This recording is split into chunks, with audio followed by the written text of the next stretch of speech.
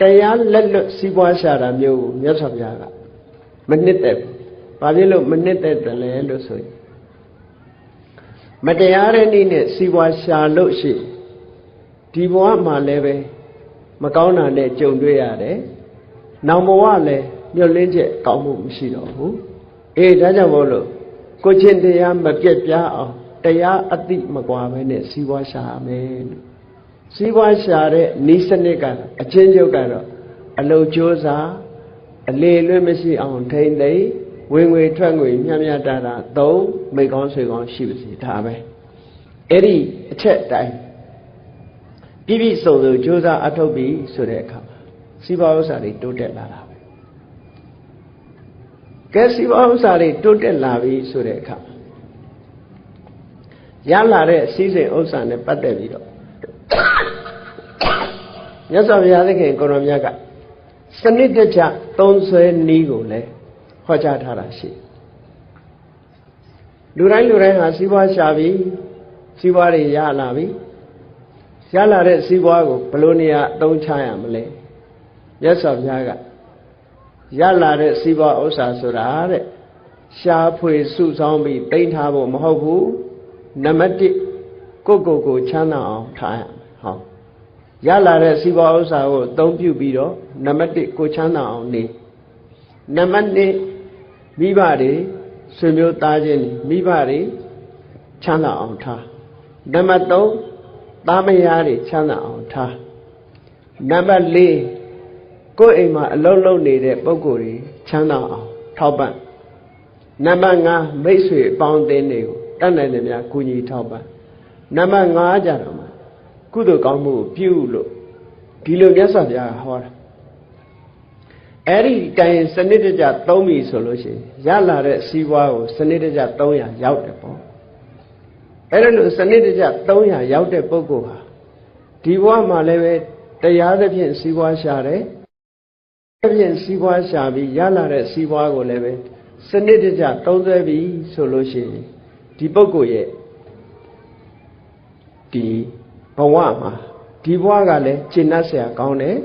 နောင်ဘဝအတွက်လည်းကျင့်တတ်เสียကောင်းနောင်ဘဝဆိုတာကတော့ဘုန်းကြီးတို့တွေမြတ်စွာဘုရားအပေါ်မှာယုံကြည်ပြီးတော့ဒါနောင်ဘဝဆိုတာပြောရ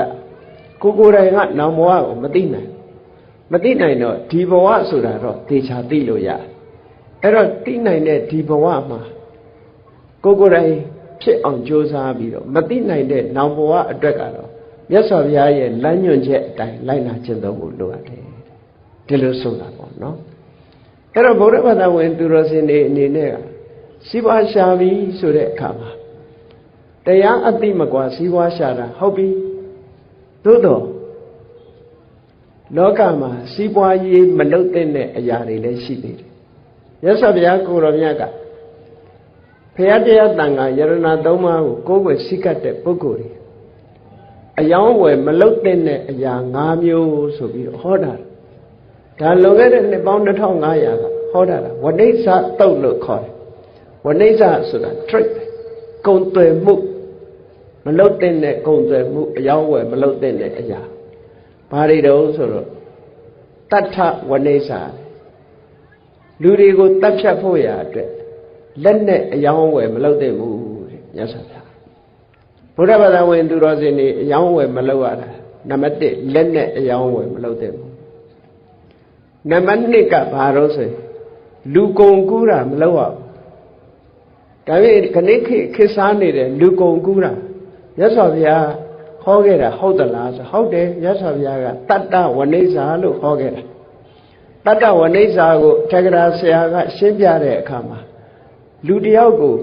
တစ်ဖက်သားကိုခြေကြုံအဖြစ်ခိုင်းမို့ရအတွက်ရောင်းစားတာမျိုးခုခေတ်လူကုန်ကူးတာဒီလိုဆိုလို့အဲ့ဒါလည်းပဲဘုရားဘာသာဝင်တွေမလုပ်သင့်ဘူးတဲ့နောက်တစ်ခုကဝိတဝဏိစ္စလူရဲ့အသက်ကိုသေစေနိုင်တဲ့အစိတ်တွေရောင်းဝယ်တာမျိုးမလုပ်ရဘူးတတ္တဝါတွေကိုသေစေတတ်တဲ့အစိတ်လက်တွေကိုရောင်းဝယ်မလုပ်ရဘူးတဲ့နောက်တစ်ခုကဘာလို့ဆိုမန္တဝဏိစ္စသားကောင်တွေတတ်ပြီးတော့အသားအယောင်းဝယ်မလုပ်တဲ့ဘူးတဲ့ဒါဘုရားဘာသာဝင်တွေမလုပ်ရမယ်ဟာနောက်ဆုံးကတော့ဘာလို့ဆိုမစ္ဆဝဏိစ္စ မူရစ်စေဝါအယောင်းဝယ်မလုပ်အောင်အဲ့တော့ဒီမူရစ်စေဝါကိစ္စမြတ်စွာဘုရားလွန်ခဲ့တဲ့နှစ်ပေါင်း1500ခရဲဟောခဲ့တာနော်ခဏအထိလည်းပဲဒီမူရစ်စေဝါပြဿနာရှိနေတုန်းပဲပေါ့မရောရဘူးတဲ့ဟောစင်ကာပူနိုင်ငံတို့မလေးရှားနိုင်ငံတို့ဆိုလို့ရှိရင်ဗီဇာယူလို့ရှိရင်ဗီဇာရဲ့ထိပ်မှာရိုက်ထားတယ်နော်ထိပ်မှာစာရန်ကြီးနဲ့ရိုက်ထားတာဝိသေဝါအယောင်းဝယ်လုပ်ရင်တေတံလို့ဆိုပြီးတော့ရိုက်ထားတာဖော်ပြထားတာရှိအေးမူရစေဝါမောင်ကိုသွင်းလာလို့ရှိရင်တေတံပေးနိုင်တယ်လို့ဆိုတယ်တတိပေးထားဒီကနေ့ခေတ်မှာလည်းပဲဒါတွေကရှိနေတယ်အဲ့တော့မြတ်စွာဘုရားသခင်ကိုရောမြတ်ဆုံးမခဲ့တဲ့အတိုင်းနေထိုင်ကြမယ်ဆိုရင်ဘုရားဘာသာဝင်တွေဟာအခုလိုအယောင်းဝယ်5မျိုးကိုရှောင်ကျဉ်ပြီးတော့ကောင်းရောင်းကောင်းဝယ်နဲ့အသက်မွေးမယ်ဆိုလို့ရှိရင်ဒီဘဝမှာလည်းအပြစ်ကင်းမယ်နောက်ဘဝမှာလည်းအပြစ်ကင်းတယ်လို့ဒါဘုရားဟောတဲ့သုတ်တန်နေတဲ့မှာပါတဲ့စကားပေါ့နော်အေးအဲ့ဒါလို့ဒီဘဝကောင်းကျိုးချမ်းသာရဖို့ရအတွက်တရားအတိမကွာစီးပွားရှာကြဒါဖြင့်နောက်ဘဝကောင်းဖို့အတွက်တော့ဘာလို့ဒီဘဝတွင်ကောင်းနေလို့မဖြစ်သေးဘူးနောက်ဘဝဆိုတာကိုလည်းအနာဂတ်အတွက်အခုပြစ္ဆုတ်ပံကာလကနေကျွတ်တင်ပြင်ဆင်မှုဆိုတာလောက်ကျွတ်တင်ပြင်ဆင်မှုမလုပ်ဘူးဆိုတဲ့ပုံကိုယ်တွေဟာအနာဂတ်မှာမျှော်လင့်ချက်မရှိတဲ့ပုံကိုယ်တွေဖြစ်သွားတယ်အေးဒါကြောင့်မို့ဒီဘဝကောင်းစားရုံနဲ့မပြီးသေးဘူးနောက်ဘဝကောင်းစားဖို့ဒီဘဝလည်းကောင်းစားမယ်နောက်ဘဝလည်းကောင်းစားမယ်ဆိုတဲ့ကိုချင်းတရားတွေနဲ့ပတ်သက်ပြီးမြတ်စွာဘုရားဟောထားတယ်နောက်ဘဝချမ်းသာကြွယ်ဝဖို့အတွက်သို့မဟုတ်နောက်ဘဝကိုယ့်ရဲ့မျှော်လင့်ချက်အတိုင်းတည်တည်အခြားမဲနဲ့ကောင်းရာသုဂတိဘုံကိုရောက်ချင်တယ်လို့ဆိုရင်ဘာတွေရှိဖို့လိုတော့မြတ်စွာဘုရားနံပါတ်1တတ္ထာဆိုတာစာပေကျမ်းဂန်တွေမှာတတ္ထာဆိုတာကိုဖွင့်ဆိုတဲ့အခါမှာမြတ်စွာဘုရားရဲ့ဂုဏ်တော်ကိုယုံကြည်တာမြတ်စွာဘုရားရဲ့အသိဉာဏ်ကိုယုံကြည်တာကိုတတ္ထာလို့ဖွင့်ဘာဖြစ်လို့ဒီလိုဖွင့်ရတာတော့လို့ဆိုမြတ်စွာဘုရားရဲ့အသိဉာဏ်ကိုယုံကြည်တော့ဘုရားအပေါ်မှာယုံကြည်အားကိုးမှုရှိတဲ့အခါမှာဘုရားရဲ့အဆုံးအမလိုက်နာတာပေါ့မယုံကြည်ဘူးဆိုရင်ဘယ်လိုက်နာဆိုပါစို့ယောဂဖြစ်လာလို့ရှိရင်ဆရာဝန်တယောက်အပေါ်မှာယုံကြည်တယ်ဆိုရင်အဲ့ဒီဆရာဝန်စီသွားတာပေါ့သူပြောတဲ့စကားနားထောင်မှာပေါ့အကယ်၍မယုံကြည်ဘူးဆိုရင်ဘယ်နားထောင်ဒါကြောင့်မို့ယုံကြည်မှုဆိုတာလေရှိရမြတ်စွာဘုရားပေါ်မှာယုံကြည်မှုဆိုတာရှိယုံကြည်မှုမရှိဘူးဆိုရင်အဆုံးမဩဝါဒလိုက်နာမှာမဟုတ်အလုံးကြားဘူးကြလိမ့်မယ်မြတ်စွာဘုရားကတရားဓုတရားမြတ်ရပြီးဘုရားဖြစ်လို့ရောက်ပြီးတဲ့အခါမှာဘသူတွေကိုတရားဟောရမလဲလို့စဉ်းကျင်စဉ်းစားပြီးနောက်ဆုံးဝဂ္ဂီတွေကိုခေါ်ဖို့ဆုံးဖြတ်လိုက်တဲ့အခါပစ္စဝဂ္ဂီတွေဟာမြတ်စွာဘုရားအပါကခွာသွားပြီးတော့ဟိုဗာရဏတိမိဂရာဟောဣတိပတနာတော်ရောက်နေကြဆိုတော့သူတို့ကမြတ်စွာဘုရားရဲ့အပေါ်မှာယုံကြည်မှုအားနည်းသွားကြဘုရားစီကခွာသွားတာကိုမယုံကြည်လို့ခွာသွားကြတာဖြစ်တယ်ပေါ့မြတ်စွာဘုရားကြွလာတဲ့အခါမှာမြတ်စွာဘုရားတရားဓုတရားမြတ်ရလာပြီဘုရားဖြစ်လာပြီဆိုတာကိုသူတို့မယုံဘူးမယုံသည့်အတွက်ကြောင့်လက်မခံကြအေးမြတ်စွာဘုရားက3ခါလောက်တေချာပြောယူရငါတရားဓုတရားမြတ်ရလာပြီငါဆုံးမမယ်နားထောင်ညဆိုတာပထမတစ်ခါနှစ်ခါပြောလို့မရနောက်ဆုံးအချိန်ကျတော့မြတ်စွာဘုရားကဘာပြောရတော့ဆိုငါတရေ6လပတ်လုံး6နှစ်ပတ်လုံးတရားရှာဝေးနေတဲ့အချိန်ကာလမှာငါတရားဓုတရားမြတ်ရတော့မယ်မင်းတို့မပြင်းညံ့တဲ့လို့တရားဓုတရားမြတ်ရတော့မယ်လို့ဒီလိုလေးတန်လေးတောင်ဟာဘူးသလားလို့ဆိုတော့ဘုရားဘယ်တော့မှမပြောဘူးမပြောဘူးတာကိုသူတို့ပြန်ပြီးတော့စဉ်းစားမိတဲ့အခါဟုတ်တော့တယ်သူရလို့သာရတာပြောတယ်အရင်တော့ကတစ်ခါမှမပြောဘူးဆိုပြီးတော့ဘုရားပေါ်မှာယုံကြည်စိတ်ကလေးရောက်လာအဲ့ဒီကြမှာဘုရားဟောတဲ့တရားကိုနာကြတယ်ဒါကြောင့်မို့ယုံကြည်မှုဆိုတာအရေးကြီးတယ်ပေါ့ဘာသာတရားနဲ့ပတ်သက်လာလို့ရှိရင်လည်းယုံကြည်မှုအရေးကြီးတယ်ယုံကြည်မှုရှိမှနောက်ကလိုက်နာမှုဆိုတာရှိတယ်ယုံကြည်မှုမရှိရင်လိုက်နာမှုဆိုတာမရှိဘူးဒါကြောင့်မို့တတ္ထာဆိုတာရှိရမယ် အဲ့ဒီတတ္ထာကိုလည်းပဲအမျိုးအစားခွဲလိုက်တဲ့အခါမှာကံကံဤအကျိုးကိုယုံကြည်တာကိုလည်းတတ္ထာလို့ဒီလိုခေါ်တယ်ကံကံဤအကျိုးကိုယုံကြည်တယ်ဆိုတာဘာကိုပြောတာတော့ဆိုဒါကအမြင်တစ်ခုနဲ့ပတ်သက်တယ် responsible လို့ပြောလို့တာ responsibility ဆိုတာကိုလှုပ်တာရှိတယ်ဆိုတဲ့အဓိပ္ပာယ်ယုံကြည်ချက်အေးကောင်းတာလှုပ်လို့မကောင်းတာလှုပ်လို့မိမိလှုပ်သမျှအကောင်းအဆိုးဟာတယ်လို့ဒီလိုလက်ခံယုံကြည်တယ်ပေါ့အဲ့ဒါလိုယုံကြည်မှုရှိမှသူကကိုလှုပ်တဲ့လုပ်ငန်းပေါ်မှာအတိမတ်ပြုရရောက်တယ်ပေါ့ဒါကိုကံကံဤအကျိုးကိုယုံကြည်တယ်လို့လည်းပြောလို့ရတယ်ကမ္မတက္ကတသမ္မာဒိဋ္ဌိကံကံဤအကျိုးကိုကံသာလင်မိမိဥစ္စာဖြစ်တယ်လို့ဆိုတဲ့အမြင်လို့လည်းပြောလို့ရတယ်ပေါ့ကံကိုလက်ခံတဲ့ပုဂ္ဂိုလ်ဟာဘုရားဘာသာဖြစ်ဖို့အတွက်အခြေခံပဲပေါ့ကံကိုလက်မခံဘူးဆိုလို့ရှိရင်ဘုရားဘာသာဖြစ်ဖို့မရှိဘူးဘုရားဘာသာဆိုတာကံတရားပေါ်မှာအခြေခံထားတဲ့ဘာသာတရားတစ်ခုပဲပေါ့ကိုလုံးသမျှဟာကိုလုံးသမျှကိုနဲ့ပတ်သက်တာမှန်သမျှအကျိုးပေးလာလို့ရှိရင်ကိုနဲ့ပဲသက်ဆိုင်တယ်လို့ကံကိုလည်းအသိမှပြုတယ်ကံရဲ့အကျိုးတရားကိုလည်းလက်ခံယုံကြည်တယ်အဲ့ဒါမျိုးကိုလည်းပဲတတ္ထာလို့ခေါ်တယ်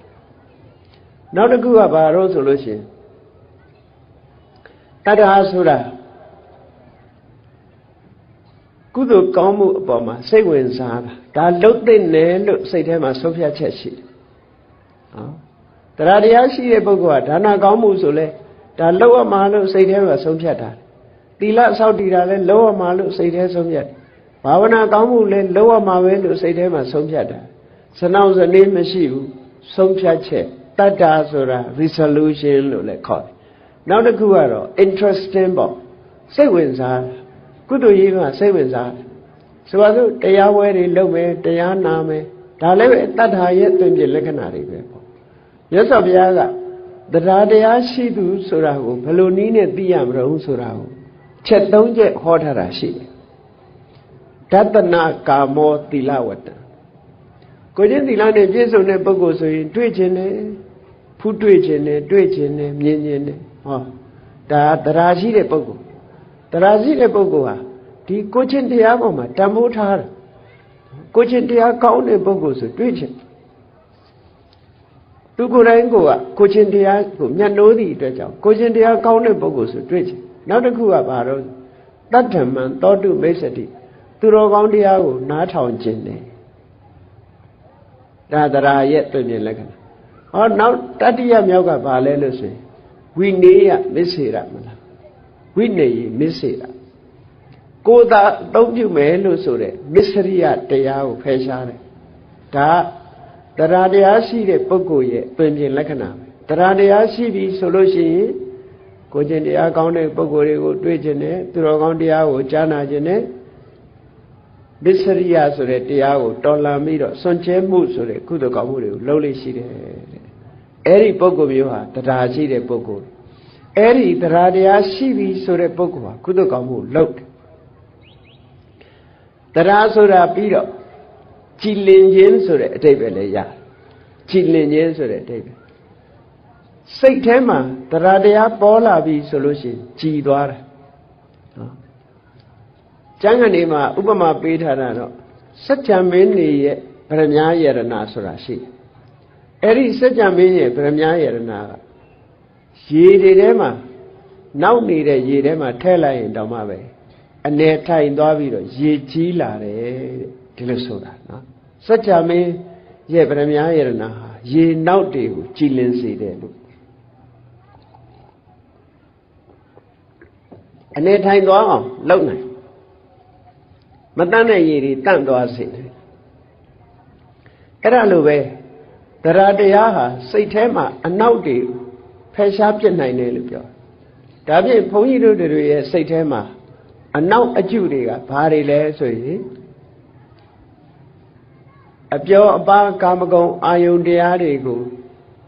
လိုက်စားခြင်းနဲ့ဆန္ဒကာမိဆန္ဒလို့ခေါ်တယ်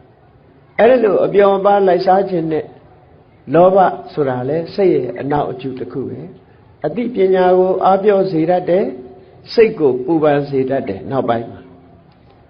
ထို့တူပဲမိမိလိုတာမရတဲ့အခါမှာစိတ်တိုင်းမကြတော့ဗျာပါဒဆိုတာဖြစ်တယ်အလိုမကြဗျာပါဒဒါလည်းပဲစိတ်ရဲ့အညစ်အကြေးတစ်ခုပဲနောက်တစ်ခုကဘာတော့ကုသိုလ်ကောင်းမှုလုပ်တာဖြစ်တရားနာတာဖြစ်စေစိတ်ဝင်စားမှုတွေနည်းပြီးတော့စိတ်အားတက်ကြွမှုတွေညော့နှဲလာပြီဆိုရင်ထိနာမိတ်တယ်ဒါကစိတ်တွေကိုစူးစီးလို့မရအောင်စိတ်တွေလေလွတ်နေတာဥဒိစ္စစိတ်ထဲမှာပူပန်နေတာကကုက္ကုစ္စတန်တရားတွေဝင်နေတာကဝိသိကိစ္စလို့ပေါင်းလိုက်တဲ့အခါကျတော့ဒီသဘာဝတရားတွေဟာလူရဲ့စိတ်ထဲမှာအညစ်အကြေးတွေပဲဖြစ်တယ်အဲ့ဒီနိဝရဏလို့ဆိုတဲ့စိတ်ရဲ့အညစ်အကြေးတွေကိုဟောဒီသရတရားကတခဏအနေအချင်းတော့ဖယ်ရှားပြနိုင်ပါလေဒီလိုဆိုလိုတာနော်သရတရားလေးပေါ်လာပြီဆိုလို့ရှိရင်ကြည့်လေသရဆိုတဲ့စိတ်ကလေးပေါ်လာတာနဲ့တပြိုင်နက်အပျော်အပါးမလုပ်ချင်ဘူးတရားနာသွားအောင်မယ်ဖျားသွားဖူးအောင်မယ်တရားထိုင်အောင်မယ်ဥပုသ်ဆောင်အောင်မယ်ဟောဒီလိုတွေးလာစိတ်ထဲမှာအလိုမကျဆိုတာလည်းမရှိဘူးကုသိုလ်ကောင်းမှုလုပ်ဖို့စိတ်အားတွေတက်ကြွလာတယ်နော်စိတ်တွေစွစီလို့ရလာတယ်စိတ်ထဲမှာပူလောင်နေတာမရှိဘူးလှုပ်တင်သလားမလှုပ်တင်ဘူးလားလို့စိတ်ထဲမှာတွေးဝေးနေတာလည်းမရှိဘူးအဲ့ဒါကိုဘသူကရှင်းထားတော့ဆိုဟောဒီတတ္ထာကရှင်းလိုက်တာဒါကြောင့်မို့တတ္ထာရှိလာပြီဆိုတဲ့ပုဂ္ဂိုလ်တရားဟာဆုံးဒီအနောက်တွေစိတ်တွေကင်းသွားသည့်အတွက်ကြောင့်ဒါနကောင်းမှုလည်းလုပ်တယ်သီလလည်းစောင့်တည်တယ်ဥပုသ်လည်းစောင့်နေကမ္မထံဘာဝနာလည်းပွားများအားထုတ်တယ်ဆိုဒီလုပ်တွေလုပ်တယ်လုပ်သည့်အတွက်ကြောင့်ကောင်းတာလုပ်လာသည့်အတွက်ကြောင့်ကောင်းကျိုးချမ်းသာတွေဟာသူ့အတွက်ရရှိလာဒီလိုဆိုလိုတာပေါ့နော်အကြောင်းအကျိုးကအဲ့ဒါလို့ဆက်